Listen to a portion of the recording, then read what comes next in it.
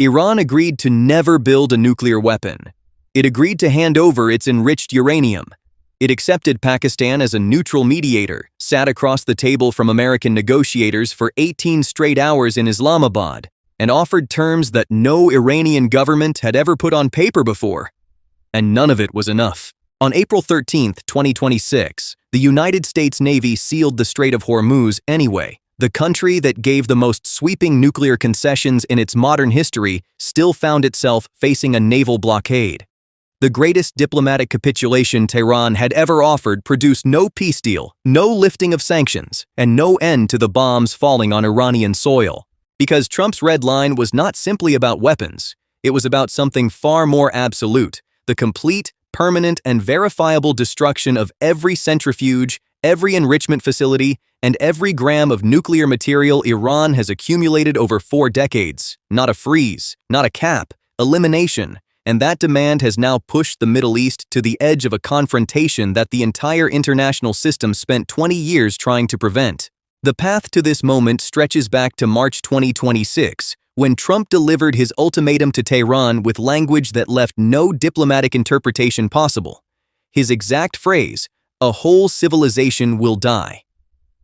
Not negotiation language, the language of a president who had already calculated that a deal on American terms was worth more than a war that everyone else was trying to avoid. Iran had watched what American air power did to its military infrastructure during the preceding weeks. Operation Epic Rage, the US and Israeli campaign that killed senior IRGC commanders, leveled underground command nodes, and destroyed surface-to-air missile batteries across 3 Iranian provinces, demonstrated with lethal precision that Iran's air defense architecture could not protect its leadership or its most sensitive installations. With its military degraded and its regional proxies, Hezbollah, the Houthis, and Syrian militias, severely weakened or dismantled, Tehran accepted the framework that Islamabad had proposed. Pakistan's prime minister had offered to host direct negotiations, betting its own credibility on the outcome. For 12 days, it seemed as though the most dangerous nuclear standoff since the Cuban Missile Crisis was moving toward resolution. Then the Islamabad talks collapsed. Trump's account was precise and devastating. The meeting went well, most points were agreed to, but the only point that really mattered, nuclear, was not. 18 hours of negotiations produced agreement on sanctions architecture, regional security guarantees, and even the timeline for dismantling conventional military programs. What it could not bridge was the single demand that American negotiators refused to move on: the complete physical removal of Iran's nuclear infrastructure down to the last centrifuge buried under the Fordo mountains. The technical stakes of that demand are not abstract. They are measured in kilograms, meters of reinforced concrete, and days. Iran's nuclear program in April 2026 represents 4 decades of industrial-scale investment. The Fordo fuel enrichment plant, buried 80 meters beneath a mountain near the city of Qom, was designed by Iranian engineers specifically to survive American bunker-busting munitions.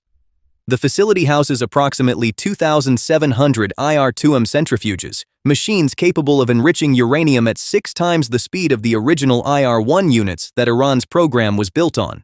Fordo is not a laboratory, it is a fortress with a nuclear function. The Natanz complex, Iran's primary enrichment site, had, prior to the current military campaign, housed more than 19,000 advanced centrifuges across reinforced underground halls.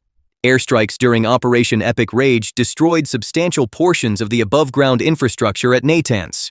What they could not eliminate were the deep underground halls, which geophysical analysis indicates sit beneath 8 to 12 meters of reinforced concrete backed by 40 to 60 meters of compacted soil and rock.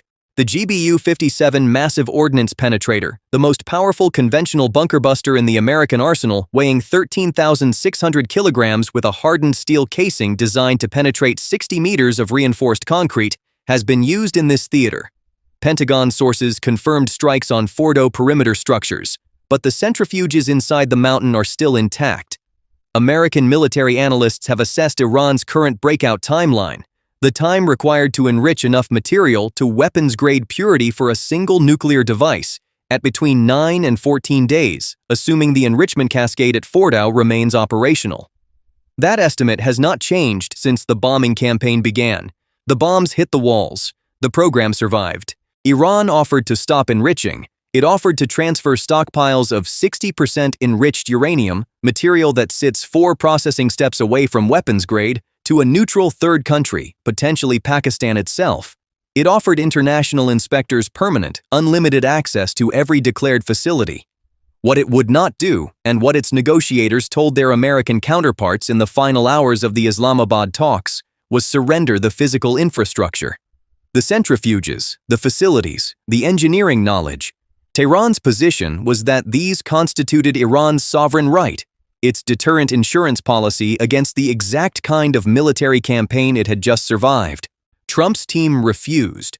The blockade went active at 1728 Greenwich Mean Time on April 13th. The paradox that defines this entire crisis is this: Iran agreed to everything that a nuclear deal was supposed to accomplish and still could not prevent the blockade. Because Washington's actual demand, the demand beneath the demand, was that Iran exit the nuclear threshold permanently and irreversibly with no path back. That is not diplomacy. That is strategic disarmament. The geopolitical consequences of this impasse extend far beyond the Strait of Hormuz. Picture this. You are a defense minister in Riyadh. You have watched American bombers degrade Iran's military for 5 weeks. You have watched Iran offer unprecedented concessions and still face naval strangulation. The lesson is not that diplomacy works. The lesson is that nuclear capability is the only insurance policy that prevents exactly this outcome. Saudi Arabia has the financial resources and the Chinese and Pakistani technical relationships to build an enrichment program within 18 months, entirely outside American oversight. Crown Prince Mohammed bin Salman stated publicly in 2018 that Saudi Arabia would follow if Iran went nuclear. That was a hypothetical. It is now a strategic doctrine under active re-examination in Riyadh. Turkey, Egypt, and the UAE are running identical calculations. The domino American policy is trying to stop in Tehran is already teetering across every capital in the region. The second consequence is China. Beijing purchases 90% of Iran's oil exports and has kept Tehran's government solvent through 3 years of escalating sanctions. China was never a party to the Islamabad negotiations. It was informed, not consulted. Beijing's reaction to a permanent U.S. blockade of the Strait of Hormuz is not passive. The plan has deployed additional surface assets to the Arabian Sea, not as combatants, as observers, studying the operational parameters of a U.S. blockade for future contingency planning in the Taiwan Strait. The third consequence is domestic American politics. Trump's approval rating stands at 37%. His party faces midterm elections in November. A president who launched a confrontation with Iran and produced neither a deal nor a decisive victory faces a political crisis at home simultaneous with the military crisis abroad. The pressure to declare a win before autumn is acute, and that pressure hardens negotiating positions rather than softening them. Tehran understands this calculus precisely. The blockade costs $11 billion per month to sustain. Iran's strategy is not to fight the U.S. Navy. It is to outlast a domestic political timeline. What do you think about Trump's nuclear ultimatum to Iran? Will Tehran accept complete dismantlement and buy its survival? Or will the standoff grind on until the regional nuclear cascade that every strategist warned about finally begins? Drop your answer in the comments. If you want more briefings like this, subscribe and hit the bell. We cover every major move before the mainstream catches up.